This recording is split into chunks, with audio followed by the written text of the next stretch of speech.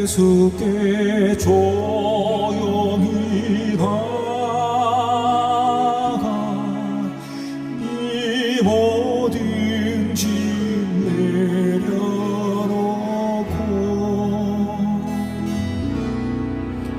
주 십자가 사랑을 믿어 죄사함을 너 받으라. 주 예수께 조용히 나가 내 마음을 쏟아놓으라.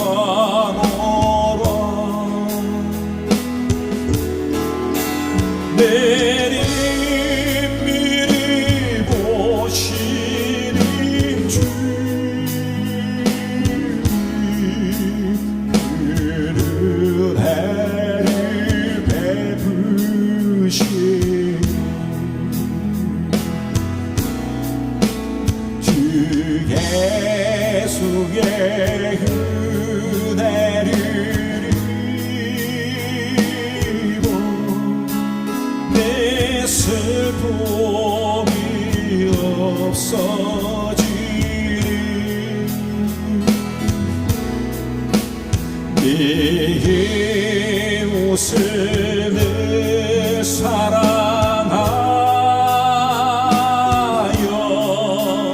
너 받은 것 거저주라. 주 예수께 조용히 나가 내 마음을 쏟아놓으라.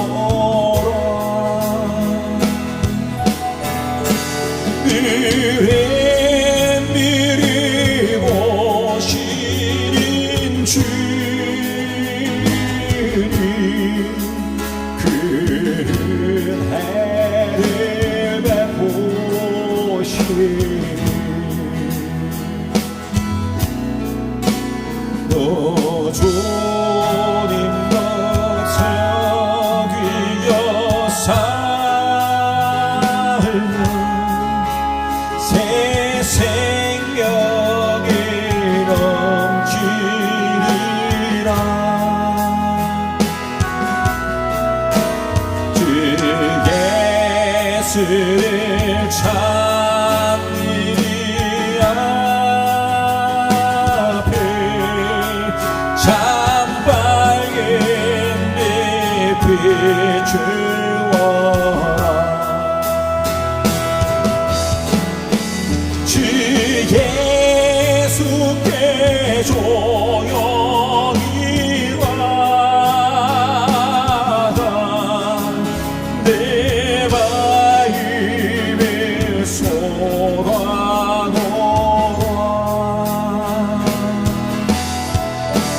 내를 미리 보시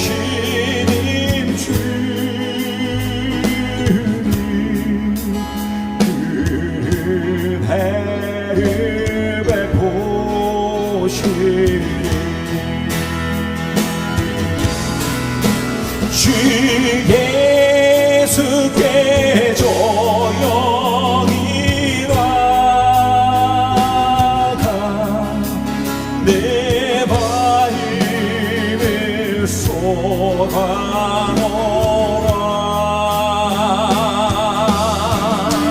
들에 밀고 시린 주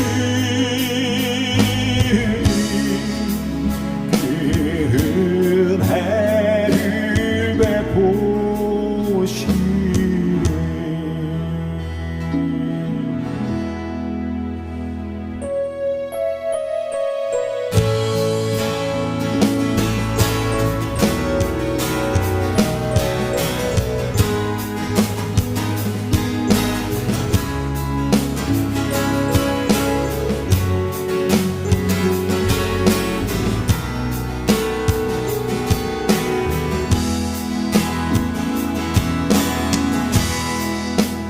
이 시간 주님께 찬양 드려요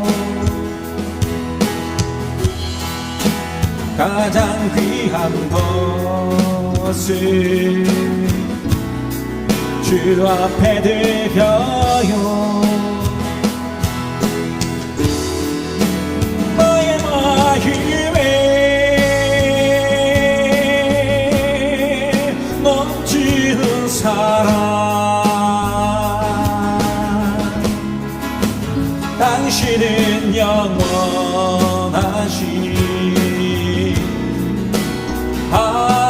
아버지 기쁨과 소망이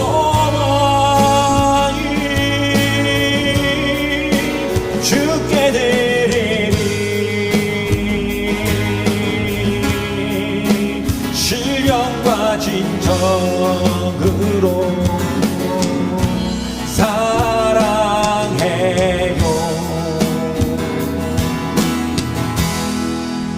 이 시간 주님께 찬양 드려요 가장 귀한 것을 주 앞에 드려요 나의 마음에 넘치는 사랑 당신은 영원하신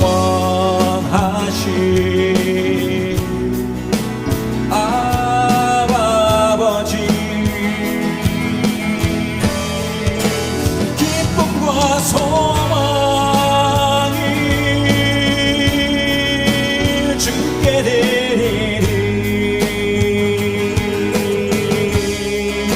신령과 진정으로 사랑해요 나의 마음에 넘치는 사랑 나의 마음에 넘치는 사랑 당신은 영원하신 아버지 기쁨과 소망이 주께 드리니 신령과 진정으로 사랑해요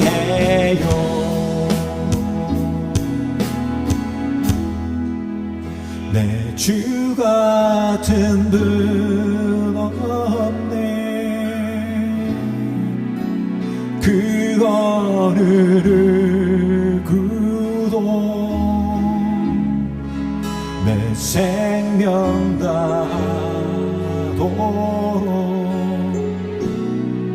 주 얼굴만 구하리 내 주 같은 분 없네. 그 어느 누구도 내 주 같은 분 없네. 이 땅 위에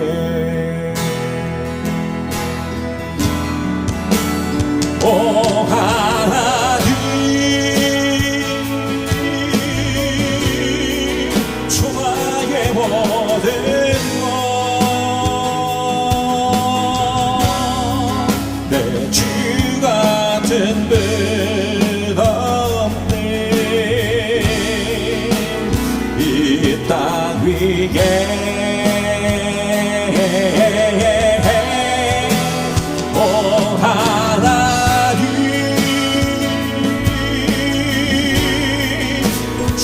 나의 모든 것 내 주 같은 분 없네. 이 땅 위에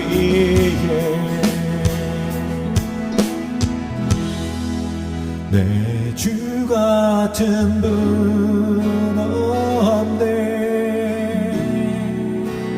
그 어느 누구도 내 생명 다하도록 주 얼굴만 구하리. 내 주 같은 분 없네. 그 누구도 내 주 같은 분 없네. 이 땅 위에 오 하나님, 주 나의 모든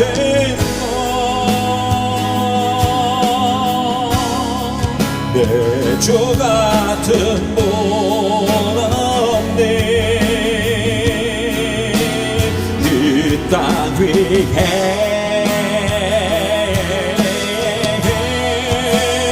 오 하나님, 주 나의 모든 것 내 죄 같은 분 없네. 이 땅 위 오 하나님, 오 하나님,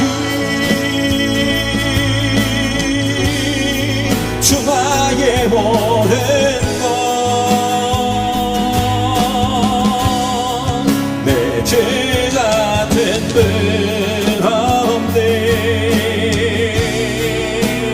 이 땅 위에 오 하나님, 주 나의 모든 것 내 죄 같은 분 없네. 이 땅 위에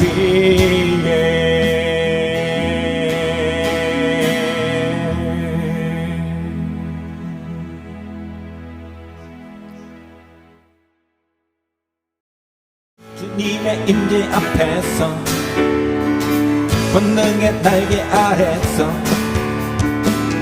그의 능하신 행동을 인하여 찬양해. 주님의 임재 앞에서 권능의 날개 아래서 능하신 행동을 인하여 찬양해. 주의 나라 주의 권세 찬양 주의 임하네. 모든 원수 굴복하네 주의 김제 앞에 주의 나라 주의 권세 찬양 주의 힘 안에 모든 원수 굴복하네 내가 춤을 출때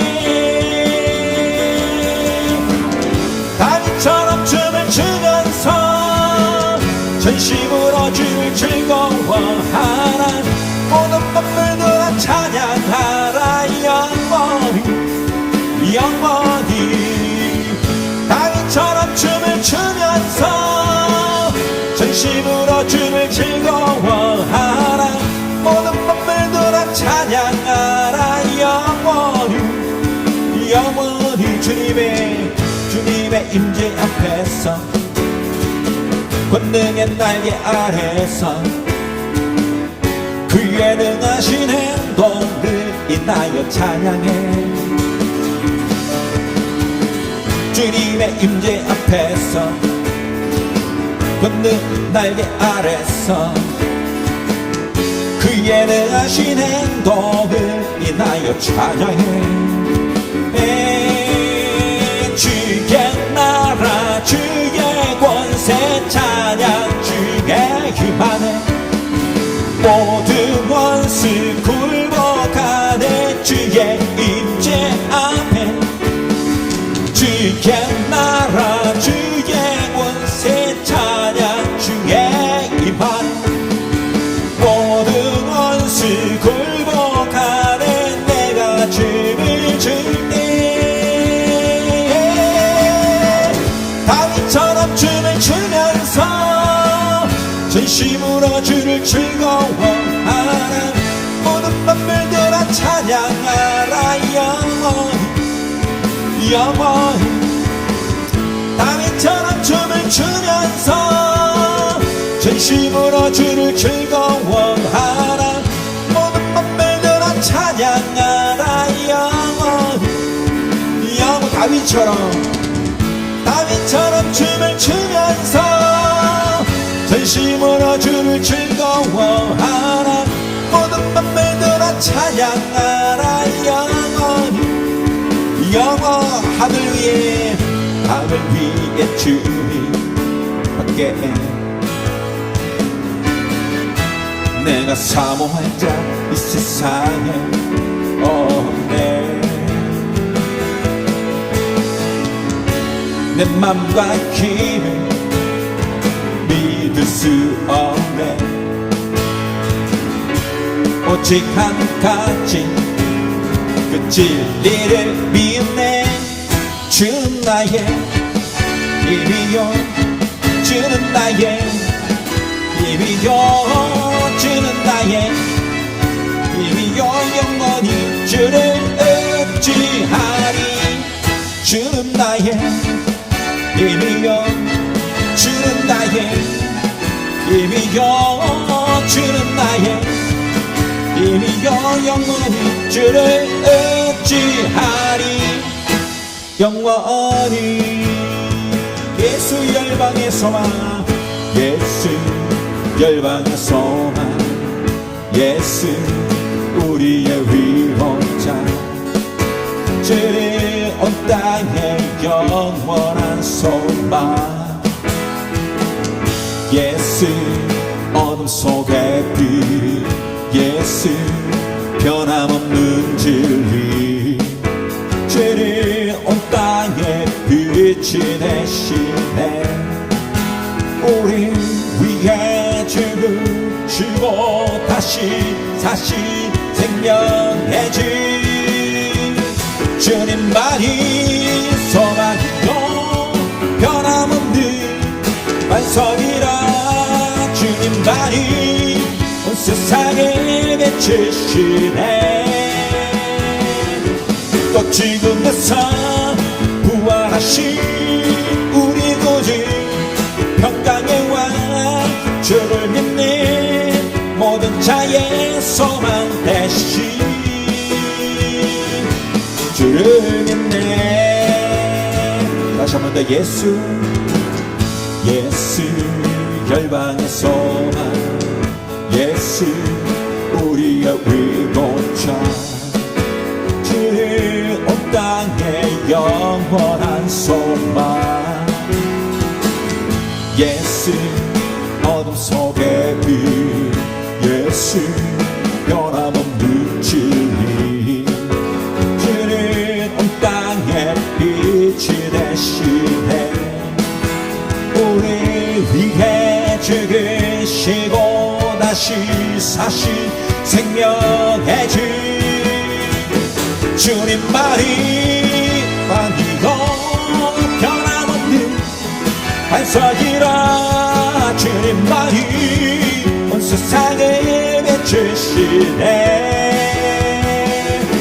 또 지금에서 부활하신 우리 구주 평강의 왕, 주를 믿는 모든 자의 소망 되신 주를 믿네.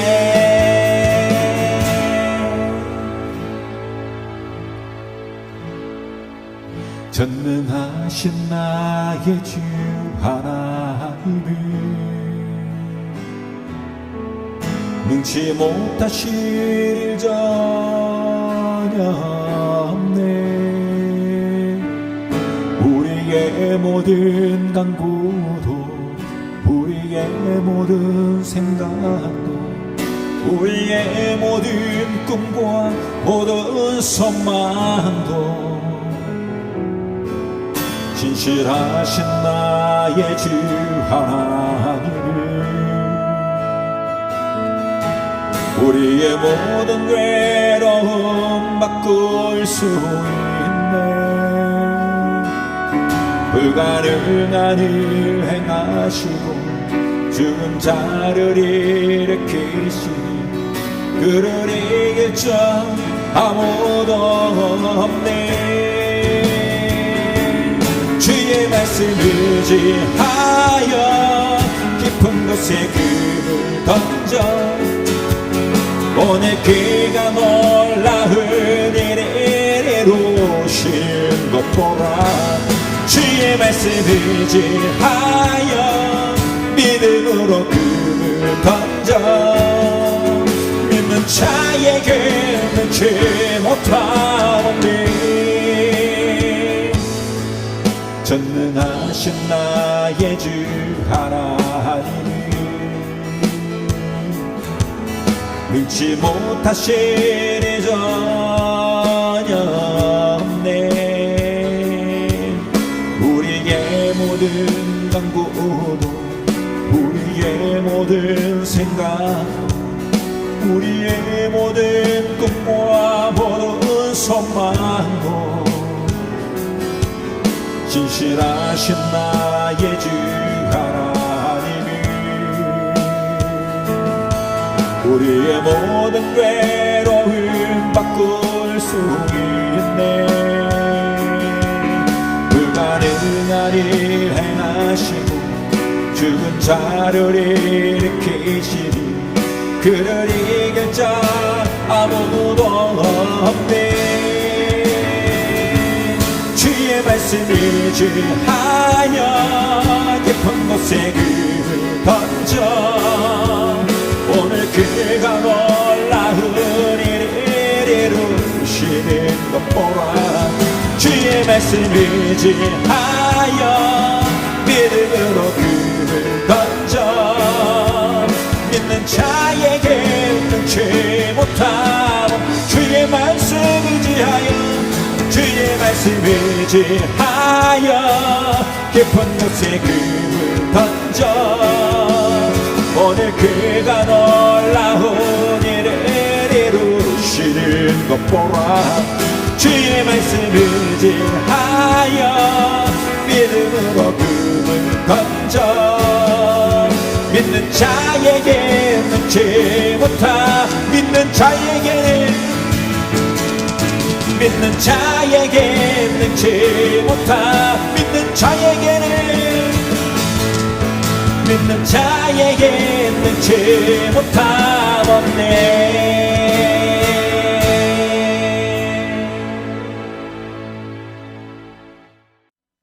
함께 함께 나눌 하나님 말씀은 마가복음 2장 13절로 17절까지 말씀입니다. 예수께서 다시 바닷가에 나가심에 큰 무리가 나왔거늘 예수께서 그들을 가르치시니라. 또 지나가시다가 알페오의 아들 레위가 세간에 앉아 있는 것을 보시고 그에게 이르시되 나를 따르라 하시니 일어나 따르니라. 그의 집에 앉아 잡수실 때에 많은 세리와 죄인들이 예수와 그의 제자들과 함께 앉았으니 이는 그러한 사람들이 많이 있어서 예수를 따르미로라. 바리새인의 서기관들이 예수께서 죄인의 및 세리들과 함께 잡수시는 것을 보고 그의 제자들에게 이르시되 어찌하여 세리 및 제자들과 함께 먹는가? 예수께서 그들을 들으시고 그들에게 이르시되 건강한 자에게는 의사가 쓸데없고 병든 자에게라야 쓸데있느니라. 나는 의인을 부르러 온 것이 아니요 죄인을 부르러 왔노라 하시니라. 아멘. 오늘은 마가복음 2장 13절로 17절 말씀을 통해서 그가 죄인 위에 오셨다면이라는 제목으로 말씀 함께 나눕니다. 귀한 은혜가 있기를 바랍니다. 우리가 신앙생활을 하면서 가장 큰 실망감이 드는 일이 있다면 바로 사람에 대한 그 인간적인 실망이라고 할 수 있을 것입니다. 믿음이 있는 줄 알았는데 뭐 그 사람 왜 그래 하면서 실망하게 되기도 하고 또 뭐 저런 사람이 있는 한 나는 이 교회에 나가고 싶지 않다. 뭐 때로는 또 저런 사람이 들이 어떻게 예수 믿는 크리스찬이라고 하느냐. 나는 저런 사람 보면 나는 예수를 안 믿겠다. 뭐 심지어 뭐 그 사람이 목사야? 뭐 장로야? 라며 아예 교회를 등지고 교회를 떠나가 버리기도 하는 경우를 보기도 합니다. 제가 생각하기에는 교회에서 받는 이런 상처 또 갈등들의 중요한 원인 중에 하나가 있다면 그것은 우리가 교회에 대하여 지나치게 이상적 기대를 가지고 있기 때문이 아닌가 하는 생각을 합니다. 즉 교회를 바라보는 그 높은 도덕적 잣대, 윤리관이 가져온 그 문제라고 생각합니다. 오늘날까지 그 기독교 역사 가운데 가장 우리가 이상적이고 역동적인 그런 교회사적 시대가 있었다면 아마도 서슴없이 우리는 초대교회 때라고 말할 수 있을 것입니다. 바로 그 1세기의 그 초대교회, 지금으로부터 2000여 년 전에 그 교회. 그래서 우리가 종종 교회의 표어를 붙일 때도 보면 초대교회로 돌아가자 이런 표현을 쓰기도 해요. 여러분 그 초대교회 가운데에서도 가장 영적이고 모범적인 교회 중에 하나가 있다고 하면 바로 에베소 교회일 것입니다. 저희 교회도 그 교회 이름을 지을 때 그 에베소서 2장 22절 말씀을 기반으로 지었습니다. 함지라는 뜻이. 그 에베소 교회 가장 역동적이면서 뭐랄까 교회다운 교회였던 이상적인 교회. 근데 그런 교회들 가운데서도 그 에베소 교회가 아주 모범적인 교회였습니다. 여러분 이 교회는 바울 사도가 3년 이상 머물면서 그 두란노도 성원에서 말씀을 가르치기도 하고 그렇게 개척했던 그런 교회입니다. 그러니까 한마디로 말하면 오늘날로 치면 바울을 목사님으로 세우고 모셨던 교회, 그것도 3년 이상. 바울이 이 한 장소에서 제일 오래 머물면서 집중적인 선교를 했던 곳, 그런 곳이 바로 이 에베소예요. 그러니까 아주 괜찮은 교회, 좋은 교회, 아주 좋은 특성을 많이 가지고 있었던 교회가 바로 이 에베소 교회입니다. 그런데 바울이 이 에베소 교회를 향해 보낸 그 편지 가운데에서 이런 메시지를 기록하고 있어요. 에베소서 4장 25절에 보면, 이하를 보면은 그런즉 거짓을 버리고 이웃들과 더불어 참된 것을 말하라. 여러분 왜 이런 얘기를 편지 가운데 썼을까요? 그것은 한마디로 교인들 가운데 거짓말쟁이가 있었기 때문에 그랬을 겁니다.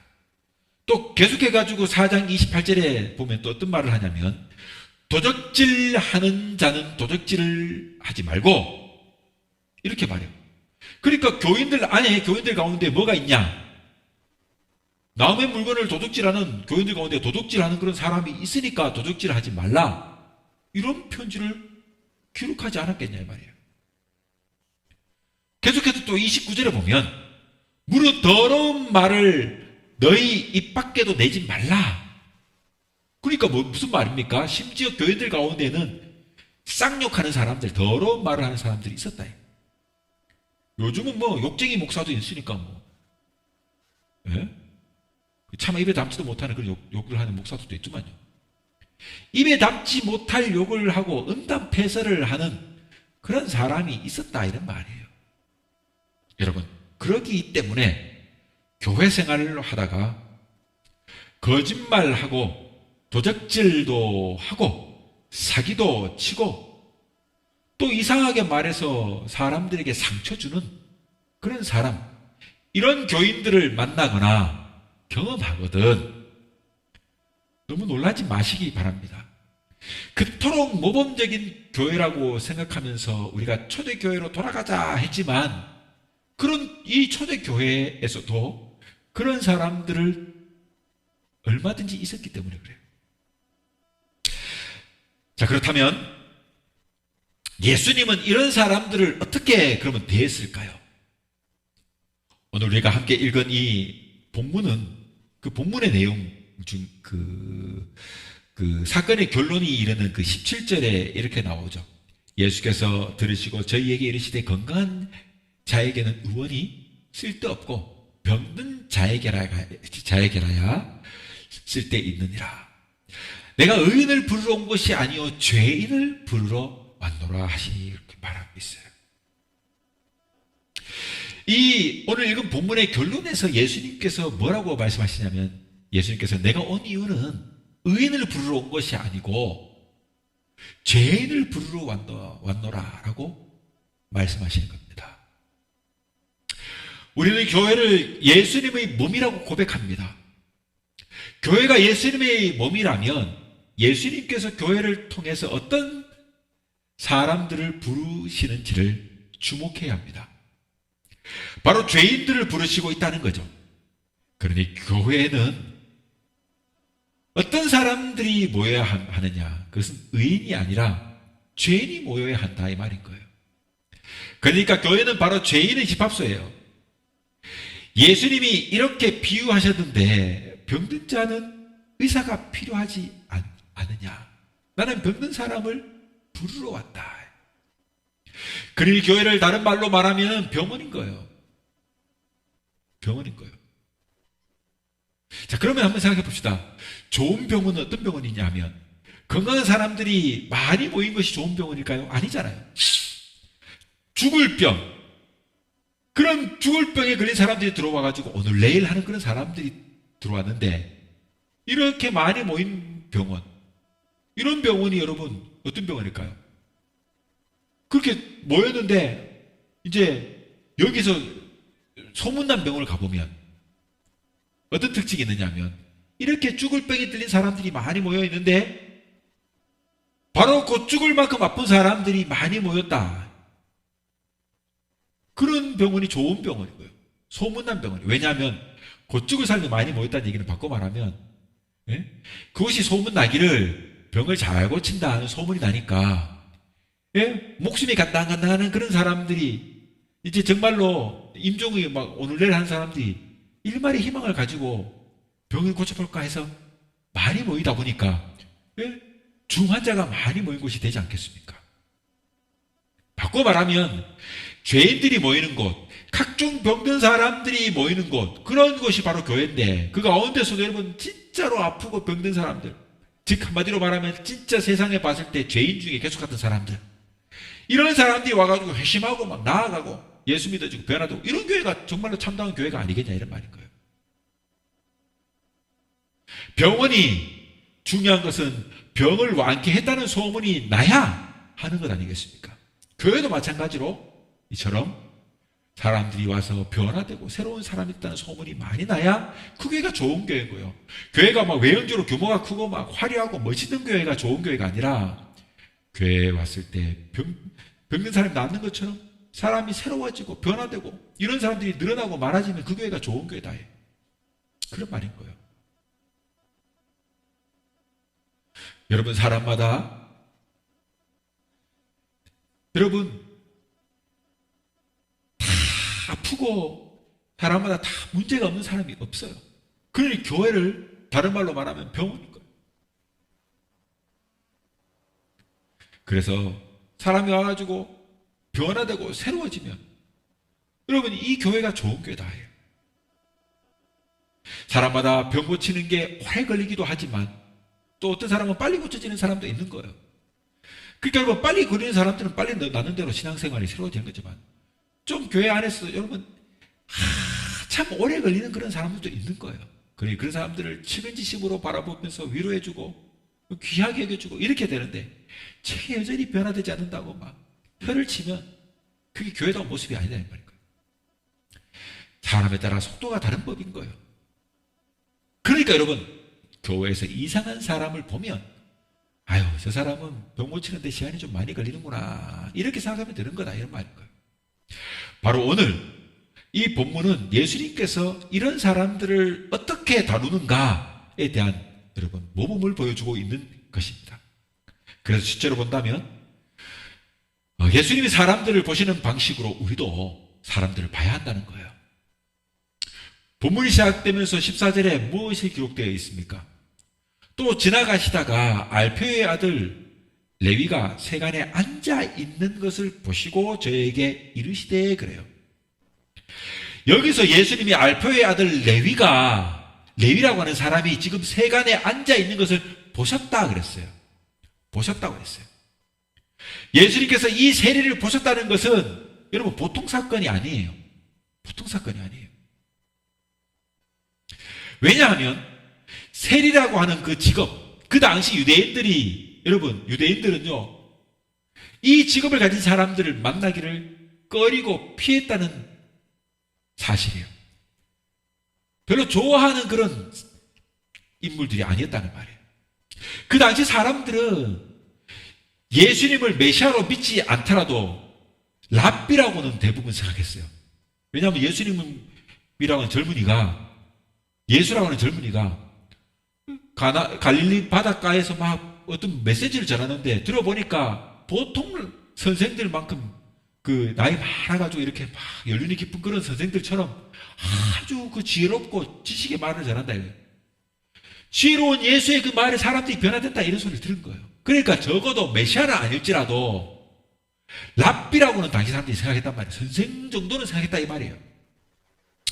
그런데 예수님 당시 만약 이 유대인 랍비라고 하는 존재가 유대인의 도덕적인 종교적인 그런 교사가 지나가다가 여러분 지금 세리를 만났다. 그럼 어떻게 하냐면 보통의 랍비들은 안 봅니다. 저 세리라 고개 탁 돌려버려요. 지나가다 세리 눈도 안 마주고 고개 탁 돌려버려요. 인간 취급을 안 한다 이 말이에요. 그냥 안 보고 픽 지나가나 피해버려요. 그렇게 세리들은 인간으로 취급을 받지 못했어요. 한마디로 말해 쓰레기 취급당했다 이 말인 거예요. 그 당시 유대인들에게 이 세리라고 하는 직업을 가진 자들은 민족적 반역자예요. 매국노로 취급받았어요. 반역자, 친일파 한마디로 말하면 초주길로. 이들은 로마에 붙어서 세금을 걷어내기 위해 가지고 동족들을 착취하는 그런 사람들이었어요. 반유대주의자, 반민족주의자, 인간으로 취급될 수 없는 그런 사람들입니다. 그 당시에 정상적으로 걷는 세금이 크게는 두 가지 종류가 있었다고 그래요. 하나는 정세고 하나는 관세라는 것입니다. 이것이 이게 그 합법적인 정상적인 세금입니다. 그런데 이 정세만 해도 크게 세 가지 종류가 있었다고 하는데 하나는 인두세, 하나는 토지세, 하나는 소득세였어요. 인두세라고 하면 말대로 사람 머리 아닙니까? 인두. 즉 머리수대로 그 사람 머리수에 따라서 그 나라에 태어나면 무조건 내는 세금이에요. 우리가 5자녀니까 5명만큼의 세금을 내야 돼요. 이게 12살부터 65세까지 내는 세금입니다. 자, 여기에 뭐 우리도 마찬가지지만 땅을 가지고 있으면 어떻게 해요? 부동산세를 내야 되지 않겠어요? 토지세를 내는 거예요. 그리고 수입이 있으면 우리도 소득세를 내잖아요. 그것도 소득세를 내는 거예요. 이것이 일종의 이제 그 기본적으로 내는 세금입니다. 세금이요. 이것이 정세예요. 사실 오늘날도 보면 이 정도는 과도하다고 해도 당연한 어떤 뭐 그 납세의 의무라 생각할 수 있는 것 아니겠습니까? 그런데 그 당시 세리들은 그에 더해서 멋대로 관세라는 것을 붙였어요. 문제는 이 관세는 여러분 로마 정부에만 들어가는 것이 아니었다는 거 있어요. 거의 대부분이 세리들 자신들의 주머니를 이쪽을 채우는데 이것을 이용했다는 거예요. 그 가운데 몇 가지 예를 들면 뭐 물고기를 잡아요? 그러면 물고기세. 자, 어떤 길을 통과할 때, 우리도 도로를 통과할 때마다 그 고속도로 요금 내는 것처럼 어느에서 어느 구간을 통과할 때는 도로세를 내야 돼요. 도로세를. 그게 통과세를 내야 되는 거예요. 또 마차를 끌고 가면은 마차세. 여기 이것을 쪼개. 그래가지고 마차 바퀴가 여러 개면은 바퀴마다 바퀴세를 받는 온갖 것을 만들어 가면서 지금 세금을 부과하고 있는 거예요. 그렇게 이렇게 만든 조목의 그 세금들을 철저하게 받아내기 위해 가지고 심지어는 그 동네 건날들을 조폭들, 이네들하고 조직들과 결탁해가지고 막 청부업자를 동원해가지고 결탁해가지고 강제 집행까지 일삼습니다. 그러다 보니까 그 당시 유대인들은 이 세리들을 만나면 사람 취급도 하지 않아요. 상대도 하지 않아요. 심지어는 뭐 송사가 개인 송사가 나거나 이래가지고 옆에 증인을 세우면 누가 세리가 봤단 말이야. 내가 지금 문제가 있는데 나는 정말 억울해. 근데 내 억울함을 풀어줄 어떤 증인으로 옆에 세리가 나를 봤단 말이에요. 근데 이 사람을 증인으로 세워야 되는데 송사가 나도 법정에 이 증인으로 세우질 않아요. 사람들이 믿질 않아요. 저 사람 말을 믿지 않는 거예요. 그러니까 세우질 않는 거예요. 그리고 뭐 더불어 판사가 될 수도 없는 그런 거 당연한 것 아니겠습니까? 이렇게 인간 취급도 받지 못하는 그 세리인, 지금 이 레위를, 알페의 아들 레위를 지금 예수님이 지나가시다가 일부러 보셨다 하는 거예요. 세관 앞에 앉아있는 이 세리, 알페의 아들 세리, 레위를 보셨다 이 말이에요. 야, 여러분, 그러면 어떤 식으로 봤을까요? 뭐 이렇게 막 째려봤을까요? 예수님은 어떤 식으로 봤을까요? 신학자인 윌리엄 버클레이는 이렇게 말합니다. 예수님이 레위라고 하는 이름을 가진 이 세리를 보았을 때 세리였던 레위 안에서 위대한 전도자 마태를 보았다라고 말했어요. 여러분, 레위라고 하면 우리가 그 사람이 뭐 누군지 잘 모를 수 있잖아요. 그렇죠? 그런데 마태라고 하면 좀 익숙해서 잘 알 것입니다. 마태. 아니면 마태는 몰라도 마태복음 하면 알지 않습니까? 마태복음. 우리가 마태복음 알잖아요. 신약 성경 맨 앞에 등장하는 마태복음. 바로 이 세리 레위를 보면서 예수님은 전도자 마태를 보았던 것이에요. 그러니까 이 사람이 앞으로 장차 나를 믿어서 예수를 믿고 변화된 후에 하나님이 쓰시는 특별한 사람 마태가 된 것입니다. 많은 학자들은 마태라는 이름은 아마도 이 사람이 변화된 다음에 붙여진 새로운 이름이었을 것이라고 말해요. 마태의 이름의 뜻은요, 하나님의 선물입니다. 예수를 만나고 변화된 후 레위는 하나님의 선물처럼 소중한 존재가 되었던 것입니다. 그것은 마태복음은 유대인을 대상으로 기록된 복음서인데 본래 마태가 세리로 즉 유대인 관리였으니까 여러분 유대인들을 얼마나 잘 이해하고 알았겠습니까?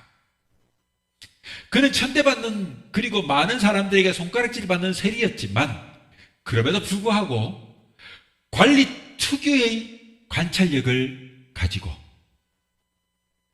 유대인의 즉 공무원의 특유의 관찰력 있잖아요. 그것으로 유대인의 왕으로 오신 예수, 유대인의 메시아 구세주로 오신 예수 그리스도의 생애를 정확하게 관찰하여 우리에게 예수님의 생애를 증거한 마태복음을 남긴 것입니다. 만약 예수님이 야, 넌 세리잖아, 나는 너 같은 사람은 상대하지 않아, 이러고 지나갔다면 어떻게 됐을까요? 그랬다면 그는 그냥 평생 세리로 살다가 죽었을 것입니다. 그러나 예수님은 그를 보셨어요. 어떻게 보셨습니까? 이 사람이 나를 믿고 변화되면 큰 일을 할 것이다, 그렇게 보셨던 거예요. 이 가능성의 안목으로 보았다는 것입니다. 사랑하는 여러분, 이것이 중요한 겁니다. 요한의 아들 시몬을 만났을 때도 그랬어요. 그가 배와 그물을 집을 버리고 예수님을 따랐고 마침내 주는 그리스도시요 살아계신 하나님의 아들이시니이다라고 하는 위대한 신앙 고백을 했을 때 마침내 바요나 시몬아 네가 복이 있도다. 예? 너는 반석의 집을 세우리라, 교회를 세우리라. 너는 이제 베드로를 할 것이다. 너는 장차 게바라 하리라. 게바, 이 베드로, 그 뜻은 뭡니까? 반석이에요, 반석.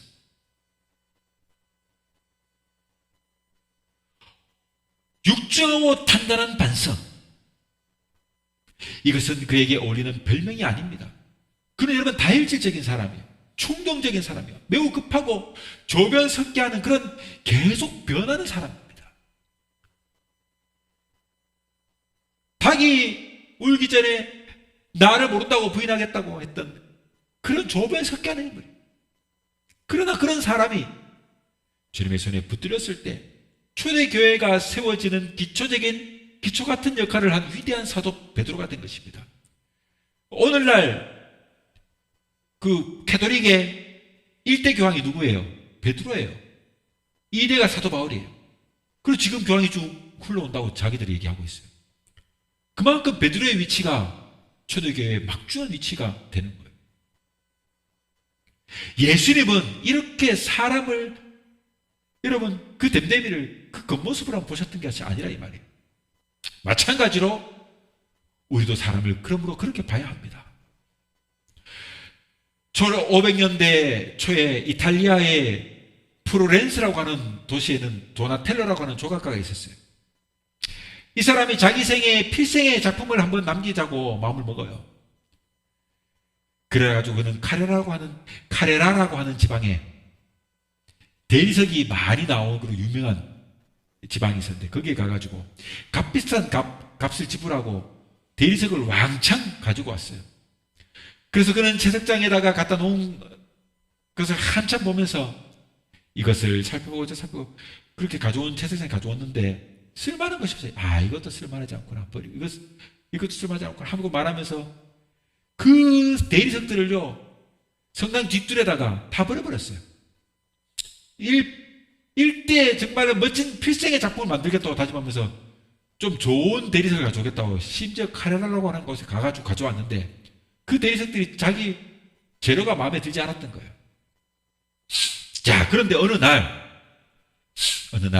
한 무명의 젊은 조각가가 그 버려진 대리석을 보다가 이거 참 쓸만한데 왜 여기다 버렸지? 잘 쓰면 괜찮겠어 하면서 그 중에 대리석 몇 개를 갖다가 2년 동안을 자기 열정을 퍼부어가지고 조각하기에 이르렀습니다. 그리고 2년 후에 1504년에 1월 25일 마침내 프로렌스의 많은 시민들이 우집한 가운데 이 조각상을 덮고 있던 베일을 쫙 거두니까 시민들은 흥분을 감출 수가 없었어요. 그것이 바로 그 유명한 다비드상입니다. 그리고 또 그 젊은 조각가의 이름은 바로 그 유명한 미켈란젤로였던 것입니다. 그는 도나텔로가 버린 거친 대리석을 그 속에서 위대한 조각상의 가능성을 본 것이에요. 그러니 우리도 나 자신이나 혹은 우리 주위에 좀 덜 떨어지고 모자란 모난 사람들을 만나면 나도 마찬가지지만 이렇게 생각해야 돼요. 나나 이 사람이나 예수 믿고 성령 체험하고 하나님의 사랑을 경험하게 되면 어떻게 변할까? 이런 가능성을 가지고 그 사람을 봐야 돼요. 두 번째, 예수님은 어떻게 사람을 다루시는가? 이 장면을 한번 오늘 본문 중에 살펴봐야 합니다. 예수님은 지금 레위를 봤어요. 지금 마태를 봤어요. 그냥 본 게 아니고 그는 하나님의 선물로 봤습니다. 지금 마태로 봤던 거예요. 레위를 볼 때. 위대한 전도자의 가능성을 가지고 보셨어요. 그 다음에 어떻게 하셨습니까? 14절을 보면 또 지나가시다가 알페오의 아들 마태가 세간에 앉아 있는 것을 보시고 저희에게 이르시되 나를 쫓으라 하시니 일어나 쫓으니라. 보신 다음에 나를 쫓으라 라고 부르셨어요. 예수님을 쫓아오라고 예수님을 초청했다 이 말이에요. 예수님을 쫓아오라고 예수님이 지금 초청하신 것입니다. 수고하고 무거운 짐진 자들아 다 내게로 오라. 내가 너희를 쉬게 하리라. 이렇게 예수님은 지금 우리를 초청하고 있는 것입니다.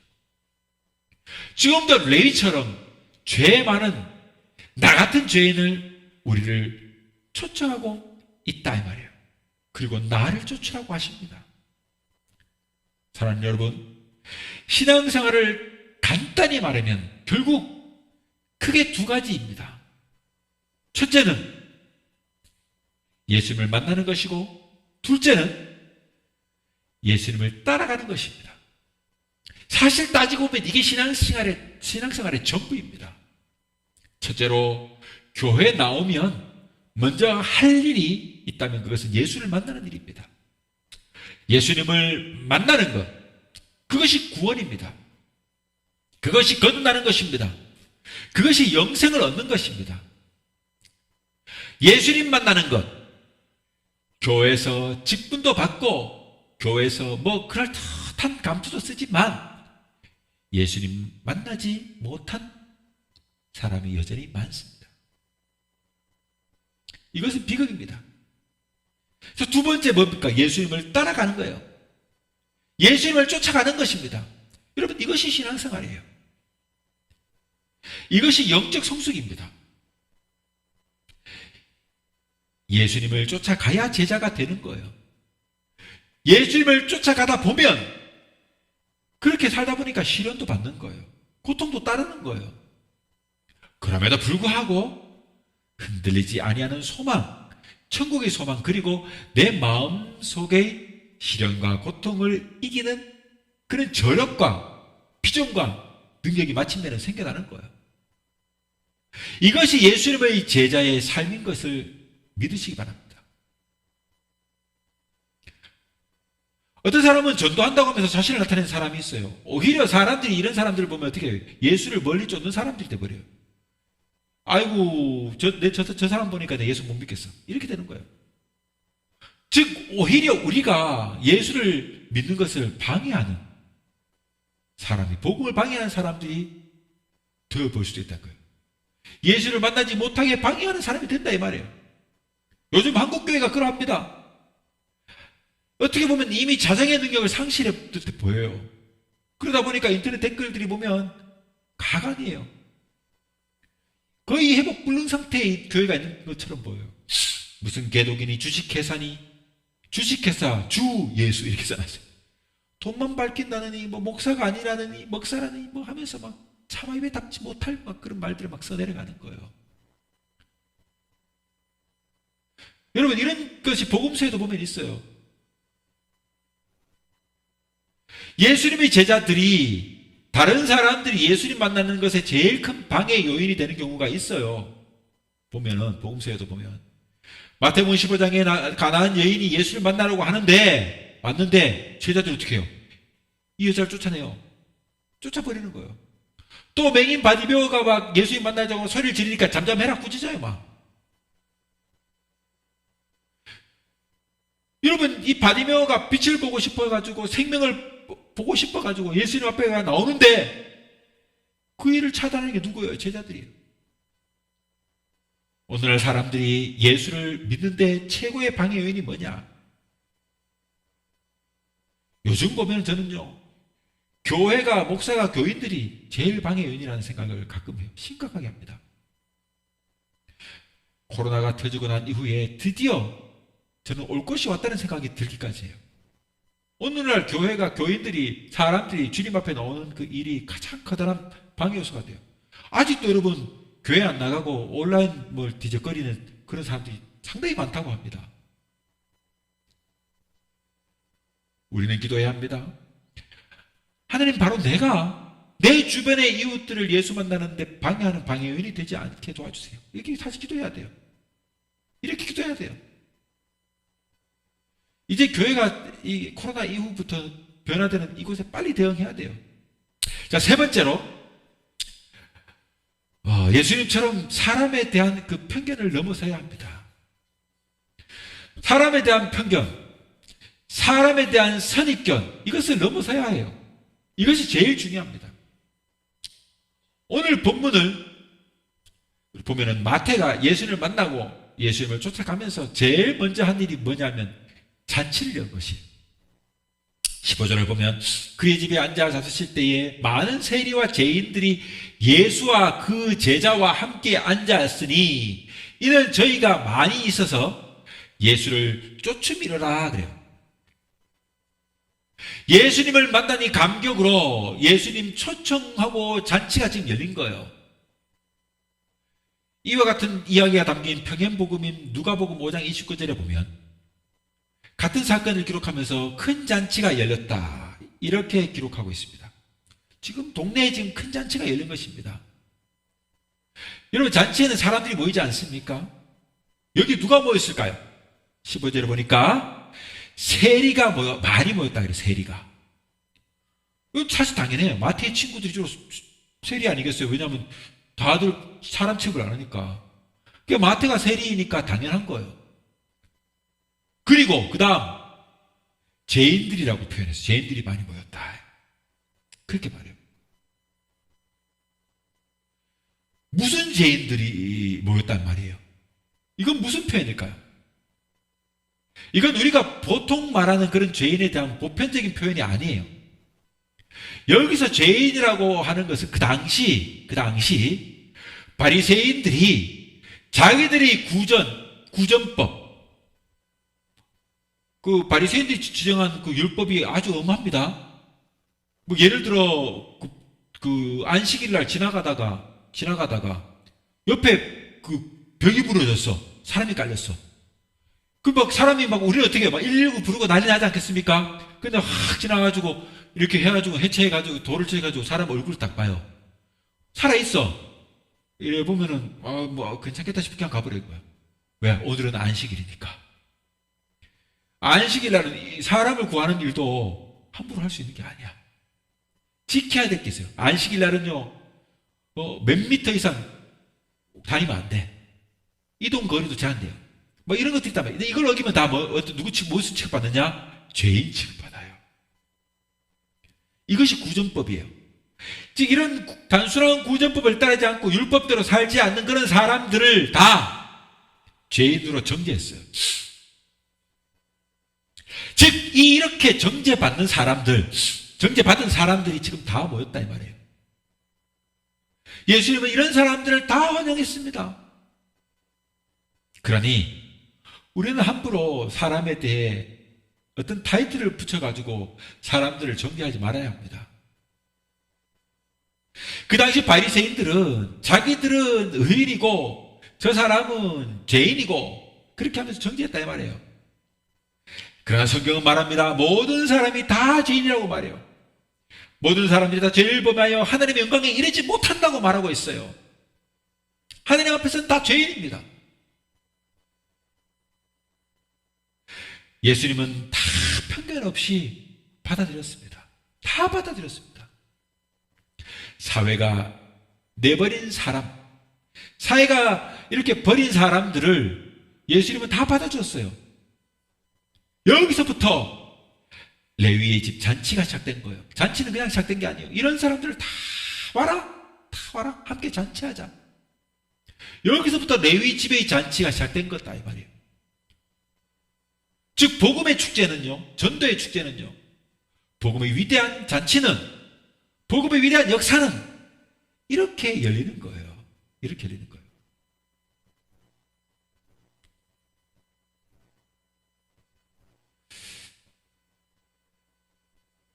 여러분, 우리가 말하는 세상 사람이라고 하는 말 속에는요, 얼마나 못된 자존감이 숨겨져 있는지를 몰라요. 이 말 속에는요, 교회 사람들이잖아요. 저 세상 사람들과 뭐 우리는 다르다. 세상 사람들로 하여금 알기가 없어서 막 기도도 해요. 막. 이 속에는요, 얼마나 못된 자존감이 있는지 몰라요. 그들이나 따지고 보면 우리나, 예수 믿지 않는 사람이나 우리나 다 구원받아야 할 죄인일 뿐이에요. 죄인일 뿐이에요. 이제 말씀을 맺겠습니다. 오늘 우리는 우리들의 삶을 돌아보고자 합니다. 벌레보다 못한 죄인 중에 개수와 같은 나를 사랑하셨듯 제자로 우리는 그 사랑을 이웃에게 돌려줘야 합니다. 나도 죄인이고 저들도 죄인이에요. 다르지 않습니다. 그러므로 주님을 만나고 따르는 그런 은혜는 저뿐만 아니라 모두에게, 저들에게나 우리에게나 모두에게나 다 필요합니다. 편견을 버리고 보다 넓은 마음으로 이웃을 대해야 해요. 보네퍼는 말하기를 기독교는 종교가 아니라고 했어요. 기독교는 하나님과의 만남이라고 말했습니다. 우리는 하나님을 알지 못하는 이들에게 하나님을 만날 기회를 주어야 합니다. 저와 여러분이 이러한 위대한 전도자가 될 수 있기를 주님의 이름으로 축원합니다.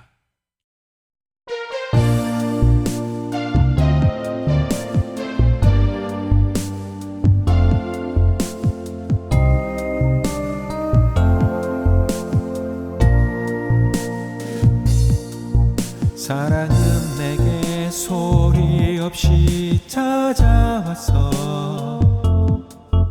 마치 오랜 친구처럼 웃네. 잊어버린 수많은 그 시간 속에서 살며시 내게 미소를 짓네. 아주 오랜 이야기, 너와 나를 위한 더함이 없는 사랑 이야기. 하늘 영광 버려 이 땅에 오신 예수님의 사랑 이야기. 갚을 수 없는 그 은혜와 사랑, 세상 향한 하나님의 선물,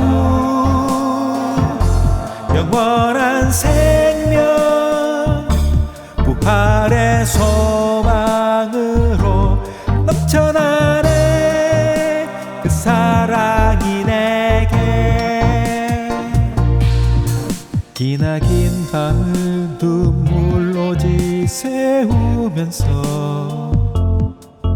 울며 고백한 지난 날들을 한낮도 잘 것 없는 내 작은 문제뿐 부끄러운 내 모습을 보네. 아주 오랜 이야기, 너와 나를 위한 더함이 없는 사랑 이야기.